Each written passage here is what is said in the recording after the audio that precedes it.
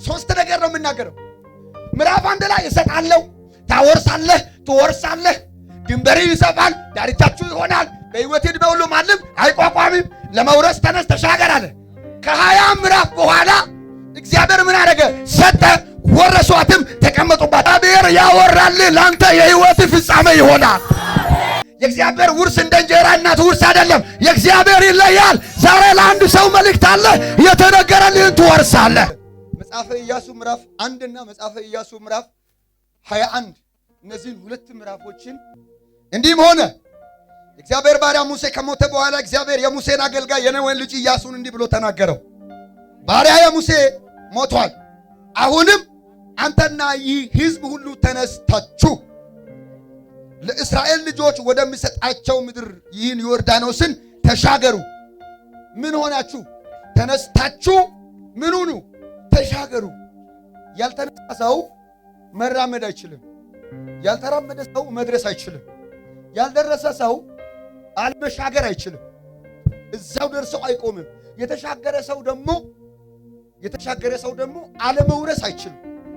ተነስታችሁ አባቶቻችሁ ሰጣቸው ዘንድ የማለላቸውን ምድር ለመውረስ ይህንን ዮርዳኖስን ምን ሁኑ? ተሻገሩ። አጠገብ ያለውን ጨብጠውና መነሳት ይቀድማል ብሎ ተሻገሩ። ሙሴ እንደነገርኋችሁ የእግራችሁ ጫማ የሚረግጠውን ቦታ ሁሉ ለእናንተ ሰጥቻለሁ። ከምድረ በዳው ከዚህም ከሊባኖስ ጀምሮ እስከ ታላቁ ወንዝ እስከ ኤፍራጢስ ድረስ ዳርቻ የኬጢያውያን ምድር ሁሉ እስከ ፀሐይ መግቢያ እስከ ታላቁ ባህር ድረስ ዳርቻችሁ ይሆናል። በሕይወት ዕድሜ ሁሉ ማንም አይቋቋምም። ከሙሴ ጋር እንደሆንሁ እነሆ ካንተ ጋር እሆናለሁ። አልጥልህም፣ አልተውህም። ለአባቶቻቸው እሰጣቸዋለሁ ብዬ የማለውላቸውን ምድር ለዚህ ሕዝብ ታወርሳለህና ጽና። አይዞ ምን ታደርጋለህና? ታወርሳለህና ከጀርባ ትውልድ አለ ማለት ነው። ትወርሳለህ። ከዛ ደግሞ ምን ታደርጋለህ? ታወርሳለህ። ምዕራፍ 1 ቁጥር 44 45 እነዚህ ሶስቱ ክፍሎችን ላንብብ። ከኔ ጋር ናችሁ? እግዚአብሔርም ይሰጣቸው ዘንድ ለአባቶቻቸው የማለላቸውን ምድር ሁሉ ለእስራኤል ልጆች ምን አደረገ? ሰጠ። እግዚአብሔርም ለአባቶቻቸው ይሰጣቸው ዘንድ የማለላቸውን ምድር ሁሉ ለእስራኤል ልጆች ምን አደረገ? አንድ ሰው ጮሆ ሰጠ ይበል። አንድ። ከዛ ቀጥሎ ምን ይላል? ወረሷትም፣ ተቀመጡባትም። ሶስት ነገር ነው የምናገረው። ምዕራፍ 1 ላይ እሰጣለሁ፣ ታወርሳለህ፣ ትወርሳለህ፣ ድንበሪ ይሰፋል፣ ዳርቻችሁ ይሆናል፣ በሕይወት ዕድሜ ሁሉ ማንም አይቋቋምም፣ ለመውረስ ተነስ ተሻገር አለ። ከ20 ምዕራፍ በኋላ እግዚአብሔር ምን አደረገ? ሰጠ፣ ወረሷትም፣ ተቀመጡባትም። ሁለት እጅን ዘርጋልኝ። እግዚአብሔር ያወራል ላንተ የሕይወት ፍጻሜ ይሆናል። አንድ ሰው በደንብ ጮሆ አሜን ይበል። የተናገረው ምን ያደረገው? ለአባቶቻቸው ይሰጣቸው ዘንድ የማለላቸውን ምድር ሁሉ ለእስራኤል ልጆች አንደኛ ሰጠ፣ አንድ ሁለተኛ ወረሷትም። መውረስ አተንያዋይ ሃይቂን ያየ ሃይቂን ነሽንቱራ ጋዲያ ሻካ ውርስ ትላለኩ። አባትና እናት ሞቶ ከቀሩ ወንድሞች ጋር የአባትን ቤት ቆራርጠህ ስትወስድ የአባትህ ውርስ ነው ትላለህ። የእግዚአብሔር ውርስ እንደ እንጀራ እናት ውርስ አይደለም። የእግዚአብሔር ይለያል። ዛሬ ለአንድ ሰው መልእክት አለ። የተነገረልህን ትወርሳለህ። ሰጠ። እቺን ፖይንት ያዙ። መሐላ አለ። ከዛ እግዚአብሔር ሰጠ፣ ወረሷትም፣ ተቀመጡባትም። ቁጥር 44 እግዚአብሔርም ለአባቶቻቸው እንደማለላቸው በዙሪያቸው ካሉት አሳረፋቸው፣ ከጠላቶቻቸውም ሁሉ ይቋቋማቸው ዘንድ ማንም ሰው። ምዕራፍ 1:5 ላይ ምን ይላል? በሕይወት ዕድሜ ሁሉ ማንም ከሙሴ ጋር እንደሆኑ እነሆ ካንተ ጋር። ምዕራፍ 21:44 ላይ ምን ይላል? ከጠላቶቻቸው ሁሉ ማንም ሰው ሊቋቋማቸው ዘንድ። ሁለት እጅን አርጋጌዛ ናውቁሻተው ሃምጫ ወሳጤላ ልንገር የሚቋቋም ምድራዊ ኃይል አይኖርም።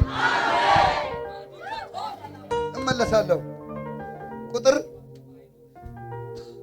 44 ቻሉ። እግዚአብሔርም ጠላቶቻቸውን ሁሉ በእጃቸው አሳልፎ ሰጣቸው። ቁጥር 45 እግዚአብሔርም ለእስራኤል ቤት ከተናገረው መልካም ነገር ሁሉ ተፈጸመ እንጂ ምንም። የስብከቴ ዋና ሐሳብ ይሄ ነው። ሁሉን ትወርሳለህ። 10ን አይደለም፣ 20ን አይደለም፣ 100ን አይደለም፣ 200ን አይደለም፣ 1 ሚሊዮን ብቻ አይደለም።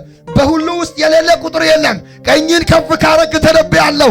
እግዚአብሔር የተናገረልህ ሁሉ ወደ ቤት ይገባ። አጨብጭቡና ቁጭ በሉ። ዋና ሐሳብ የመልእክት ሐሳብ ያለበት መጽሐፉ ኢያሱ ምዕራፍ 21 ከቁጥር 43 44 45 ነው። ግን እግዚአብሔር በደረጃው ነው የተናገረው። በደረጃ ነው የተናገረው። ለምሳሌ ወደ ዘዳግም ምዕራፍ 31 ከመውሰድ በፊት እግዚአብሔር ያልጠነከረውን ያጠነክራል፣ የተበላሸውን ያስተካክላል፣ ጠማማውን ያቃናል። ባክግራውንዱ እንዳለ ማያምረውን አንስቶ ደካማ ነኝ ሰነፍ ነኝ ያለውን አበርትቶ ጎበዝ አድርጎ ነው የሚያነሳው። ስለ ኢያሱ ታሪክ ትንሽ አወራለሁ። ኢያሱ ከመነሻው እግዚአብሔር ከፈርዖን ኩሽና እስራኤላውያንን ሲያወጣቸው ከነሱ ጋር አልነበረም። በዘጸአት ምዕራፍ 3 ላይ እግዚአብሔር ለሙሴ ነገር ግን በጽኑ እጅ ካልሆነ በቀር ፈርዖን ይለቃቸው ዘንድ አይችልም፣ ነገር ግን እኔ እጄን ይዘረጋለሁ፣ በማደርግባቸው ታምራቴ ሁሉ ግብፅን ይመታለሁ፣ ፈርዖንም በግድ ይለቃቸዋል። እኔ እጄን ይዘረጋለሁ፣ በማደርግባቸው ታምራቶቼ ሁሉ ግብፅን ይመታለሁ፣ ፈርዖንም በግድ ይለቃቸዋል ብሎ ጌታ ተናገረ። ከ10 ምዕራፍ በኋላ ደግሞ ዘጸአት ምዕራፍ 13 ከቁጥር 17 ላይ ፈርዖንም ሕዝቡን በለቀቀ ጊዜ ምንም ቅርብ ቢሆንም እግዚአብሔር በፍልስጤም መንገድ አልመራቸውም ይላል። ምክንያቱም ጠላቶቻቸው ያላቸው መንገድ አንድ ነው ብሎ በፍልስጤም በኩል ወደ ጌሳም አቋርጦ ወደ ከናን የሚያስገባው መንገድ በከርታም ትንሽ ኪሎ ሜትር ነው። ስለዚህ ጠላቶቻቸው መንገዳቸው ዘግተው እንዳያስጨንቋቸው ወደ ወጡበት እንዳይመለሱ ብሎ እግዚአብሔር ሌላ መንገድ ይከፈተላቸው ይላል። እግዚአብሔር አንድም አወጣቸዋለሁ ብሎ ስላወጣቸው ሌላ መንገድ እያበጃጀላቸው ሌላ መንገድ እየከፈተላቸው ሕዝቡን እየመራ ኪዳን እየገባ ቃል እየገባ ሲመጣ በምድረ በዳ ላይ እየተነጫነጩ ከፈርዖን ኩሽና በእግዚአብሔር ተአምራት የወጡ አባቶቻቸው አንዴ በመና ምክንያት፣ አንዴ በውሃ ምክንያት፣ አንዴ በልብስ ምክንያት እግዚአብሔር እኮ አልያለበሳቸው ጫማቸው 40 ዓመት ሙሉ ሳያረጅ ሳያልቅ እየመራቸው ውሃ እየጠጡ አንድ አይነት መና እያሉ በእባብ እየተነደፉ እየሞቱ እየተዋደቁ በእግዚአብሔር ላይ ስላጉረመረሙ ብቻ እየሞቱ ሲመጡ ለአባቶቻቸው እግዚአብሔር ይሄን ቃል ገብቶ ነበር። ሙሴ አቤት አንተን እኔ በ40ኛው ዓመት ከፈርዖን ቤት ወጣሃል። 40 ዓመት ያው በምድረ በዳ እያሰለጠንኩ ነው። የቀረውን 40 ዓመት አሁን እየተጓዛችሁ ነው። እባክህ ሕዝቤ እኔን እንዳያሳዝነኝ እንደምንም ብለህ አስታጥቅ እያለ ሙሴ ወደ ተራራ ሲወጣ እንደገና ደግሞ የእግዚአብሔር ሕዝቦች ሙሴ እኮ የራሱን አምላክ ይዞ ነው የሄደው። አምጣ ለኛ አምላክ እያሉ አሮንን ሲያስቸግሩ አሮን ደግሞ ጉድቻችሁን አምጡ እያለ የጆሮ ጌጣቸውን በእሳት እያቀለጠ አምላክ የሚባለውን ጥጃ እየፈጠረላቸው እያመለኩ ከእግዚአብሔር ጋር እየተጣሉ ከእግዚአብሔር ጋር እየተጋጩ እየተዋደቁ እየሞቱ አባቶቻቸው እየሞቱ መጡ። ከነሱ በምድረ በዳም እየተወለዱ ኢያሱና ካሌብ መጡ። ኢያሱና ካሌብ ሲወለዱ የኢያሱ አባት ነው የሚባለው ኢያሱን ኢያሱ ብሎ አይደለም ስም ያወጣው፣ አውሴ ብሎ ነው ስም ያወጣው። አውሴ ብሎ ነው ስም ያወጣው። የምድረ በዳ ስም ነው። ሰው በመኝታ በጥሩ አልጋ አይደለም የተወለደው። መንገድ ላይ ስለተወለደ አውሴ ብሎ ስም አወጣ። ሰዎች ሁሉ የሚያውቁት ባክግራውንዱ የኢያሱ ምንድነው? ምድረ በዳ ላይ ተወለደ ነው። ከመንገድ የተገኙ ናቸው ኢያሱና ካሌብ እያሉ ያጠላሹታል። በምድረ በዳ የተወለዱ ግን ምን አላቸው? ከጀርባቸው ኪዳን አላቸው። መንገድ ላይ ተወለደ፣ ገበያ ላይ ተወለደ፣ ቤት ውስጥ ተወለደ፣ ሆስፒታል ላይ ተወለደ። እግዚአብሔር ምንም አይነት ፕሮሰስ አይፈልግም። እመርጣለሁ ካለ መረጠ ነው። ስሙ አንድ ጊዜ ዘካርያስ የሚባለው ጸሎቴ ተሰምቷል ብለን እኛ የምንሰብከው ከ7000 ካህናቶች መካከል ነው ኢየሱስ ዕጣ የወጣው። አታውቁ? ከ7000 ካህናቶች መካከል የኢያሱ ዕጣ በእግዚአብሔር እይታ ውስጥ እያወጣው ቆንጆዎች አሉ፣ ደረታሞች አሉ፣ ስፖርታሞች አሉ፣ ስፖርት የሚሰሩ ጡንቻሞች አሉ። የእግዚአብሔር ዓይን ግን በኢያሱ ላይ ነው እና ኢያሱ የሚለውን ስያሜ ሳያገኝ እግዚአብሔር ሙሴ ጋር መጣ። ሙሴ አቤት 40 ዓመቱ አልቋል። 40 ሲደመር 43 ጊዜ 40 120 ነው። ስለዚህ አለ አንተ ወደ እኔ ትመጣለህ፣ እኔ አንተን ወደ እኔ አምጥቼ አሳርፋለሁ። በብዙ ጥማት፣ በብዙ ውድቀት፣ በብዙ ትንሣኤ ሕዝቤን መርተሃል። ስለዚህ ለአንተ እኔ ዕውቅና ሰጥቼ ወደ እኔ የምትሰበሰብበት ጊዜ ስለሆነ አሁን ላይ ደግሞ ሕዝቤን የሚመራ ሰው እኔ አግኝቻለሁ። አውሴ የሚባለውን መንገድ ላይ ተወልዷል የሚባለው ሰዎች የሚወሽቁትንና የሚደብቁትን አንገቱን እንዲያቀረቅር የሚያደርጉትን በሕዝብ ሁሉ ፍጥራና ስሙን ቀይርለት። እግዚአብሔር ለመጠቀም ከፈለገ የመጀመሪያ ስቴፑ ስም በመቀየር ነው። መቀየር ያለበትን ስም ሲቀየር የማይወዱ ይወዳሉ፣ የማይቀበሉ ይቀበላሉ። ልባርክ ቀኝን ዝም ብለህ ከፍ አድርግ። ዝም ብለህ ከፍ አድርግ ቀኝን። እንደዚህ አንድ ነገር እንደሚቀበል ሰው ዝም ብለህ አምጣ። እግዚአብሔር እንደዚህ አለኝ፣ መቀየር ያለበትን ነገር እየቀየርኩ አወርሳለሁ አለ። መሰበር የሚገባውን ቀንበር እየሰበርኩኝ አወርስሻለሁ አለ። ወደዚህ ተመልከቱ። ሙሴ ኢያሱ ጋር ሄደ። ቁምልኝ።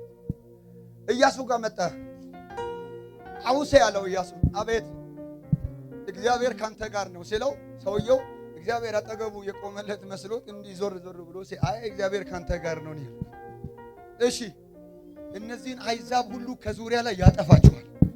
የሚያስፈራሩትን ሁሉ እግዚአብሔር በእጅ አሳልፎ ይሰጣቸዋል። ለሕዝበ እስራኤል አንተ አለቃና መሪ ትሆናለህ። ብላቴና ነኝ አትበል። ከዛሬ ጀምሮ ስምህ አውሴ ሳይሆን ኢያሱ ነው። ጠላት እያየ በሕዝቡ ፊት አቆመ። ከዛ በኋላ በእስራኤላውያን ፊት አምጥቶ አቆመና እየሰማችሁ ነው? አዎ አትቀበሉትም አይደል? ከዛሬ ጀምሮ እናንተ በአውሴነት የምታውቁትን ስሙን ኢያሱ ብዬ እኔ ቀይሬያለሁ። አንድ ሁለተኛ ደግሞ ኢያሱ አቤት እየሰማ ነው? አዎ አምላኬ አላለም። በእግዚአብሔር ፊት 120 ዓመት የኖረ በጴንጤነት በክርስትና ሕይወት ሕዝብን በመምራት ብድራቱን ትኩር ብሎ ተመልክተው በወንጌል ስም ረሃብ የተቀበለ ኢያሱን አምላኬ ካንተ ጋር ነው አላለም። አምላኪ ነው ያለው። አምላክ እርሱ እግዚአብሔር ካንተ ጋር ነው። እነዚህ አሕዛብ ሁሉ በእጅ አሳልፎ ይሰጣል። የቀረውን ምዕራፍ ከእግዚአብሔር ጋር ምን ትሆናለህ? ትቀጥላለህ። ሁለት እጅ ዘርጋ በእናትህ በጌታ በዚህ ልባርክ። የቀረው የህይወት ምዕራፍ ከእግዚአብሔር ጋር ትቀጥላለህ። የሆነ ኢንስፔክተር ወይም ኮማንደር ወይ ኮሚሽነር አይደለም። እግዚአብሔር ስለተቀበለ እግዚአብሔር ስምን ስለቀየረ ምን ያደርጋሉ? ዘርጋ ሁለት እጅህን ልባርክ።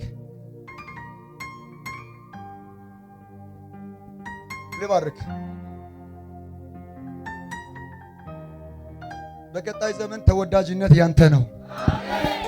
ተነስ በሉ እስቲ፣ ጉዞ ጀምር በሉ እስቲ፣ አሁን በሉ እስቲ፣ እኔ በሉ እስቲ፣ ወደ ክብሬ፣ ወደ ስኬቴ፣ ወደ ድሌ በሉ እስቲ፣ እነሳለሁ፣ እጓዛለሁ፣ እደርሳለሁ፣ እሻገራለሁ፣ እወርሳለሁ።